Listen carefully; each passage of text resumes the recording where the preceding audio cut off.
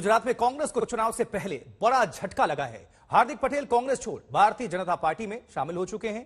वहीं गुजरात में पाटीदार वोटर्स पर बीजेपी की खास निगाहें हैं और यह माना जा रहा है कि हार्दिक पटेल के बीजेपी में आने से बड़ा फायदा होगा।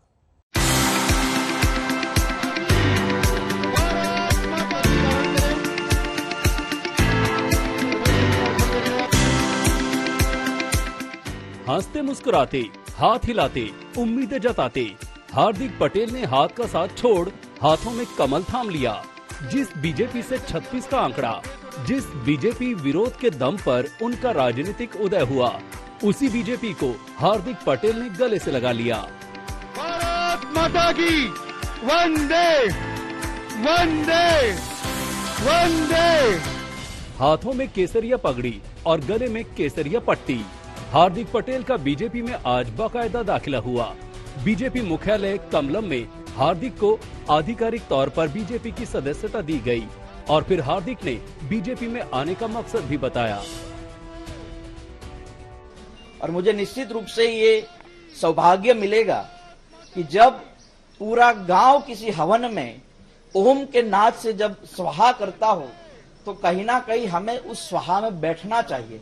और मुझे भी ये लगता है कि देश हित में जब सब लोग साथ मिलकर भारतीय जनता पार्टी के साथ या नरेंद्र भाई मोदी जी के नेतृत्व में जुट रहे, तो मेरा भी ये काम होना चाहिए, मेरा भी ये कर्तव्य होना चाहिए कि मुझे भी उसके साथ जुट जाना चाहिए। हार्दिक पटेल के बीजेपी में शामिल होने के इस कार्यक्रम में बीजेपी का कोई बड़ा केंद्रीय मंत्री नहीं दिखा। ये हैरत की बात रही। हार्दिक आज सुबह से ही इस इवेंट को बड़ा बनाने की कोशिश में लगे रहे। पूजा पाठ से नेताओं से मुलाकात तक हार्दिक इसे यादगार बनाने में लगे रहे। खुली गाड़ी में हार्दिक पटेल ने अपने समर्थकों के साथ बीजेपी के प्रदेश दफ्तर में एंट्री ली तो उन पर फूलों की बारिश हुई।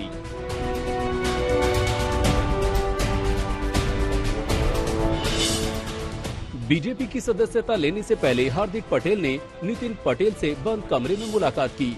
उन्हीं नितिन पटेल से जो एक वक्त में उनके धुर विरोधी थे, लेकिन अब बीजेपी में ही दाखिल हो गए हैं, तो नितिन पटेल से नाता भी बदल गया।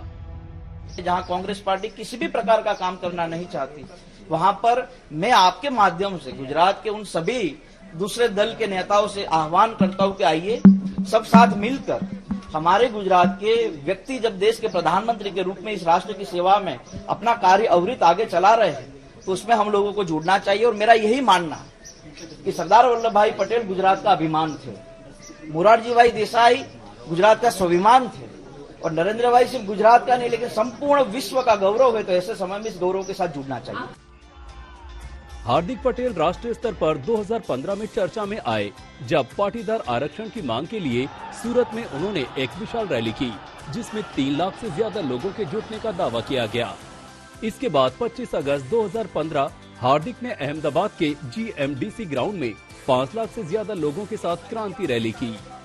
2019 में लोकसभा चुनाव से पहले हार्दिक पटेल कांग्रेस में शामिल हुए और 2020 में हार्दिक को सबसे कम उम्र का कार्यकारी अध्यक्ष बनाया गया, लेकिन कांग्रेस के साथ उनकी पारी छोटी साबित हुई। आज से हार्दिक बीजेपी के केसरिया बाने में रंग गए हैं और अब से कांग्रेस उनके निशाने पर होगी।